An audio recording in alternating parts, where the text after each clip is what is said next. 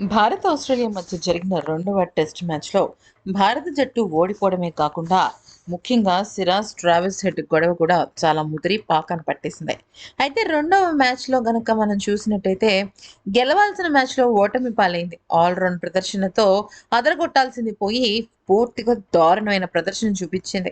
దీనిపైన మన భారత జట్టు దిగ్గజాలు చాలా ఘాటుగా స్పందించారు. ముఖ్యంగా సునీల్ గవాస్కర్ మాట్లాడుతూ ఏమన్నాడంటే, ఆటగాళ్ళకి గతంలో లాగా సిరీస్‌లు గవి వెంటనే లేకపోవడం వల్ల వాళ్ళు ఫార్మ్ కోల్పోతున్నారు. మరీ ముఖ్యంగా వాళ్ళు హాలిడే నెపంతో లేకపోతే బ్రేక్ నెపంతో హోటల్ రూమ్స్‌లో రెస్ట్ తీసుకుంటున్నారు. దాని ప్రతిఫలమే ఇప్పుడు మనకి కనిపిస్తోంది. అయితే ఎప్పుడైనా సరే సిరీస్‌కి మహా అయితే ఒక వారం కన్నా ఎక్కువ గ్యాప్ ఉండకూడదు.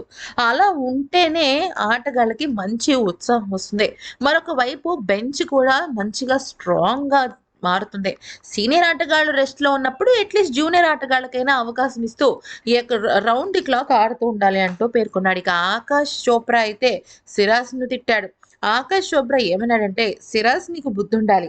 నీ బౌలింగ్‌లో అతను సెంచరీ బాదేశాడు ఏకంగా.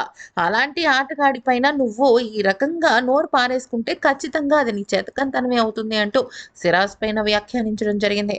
ఇక ఆ తర్వాత సెహ్వాగ్ మాట్లాడుతూ, "ఆట పరంగా భారత్ ఇంకా చాలా మెరుగుపరుచుకోవాలి.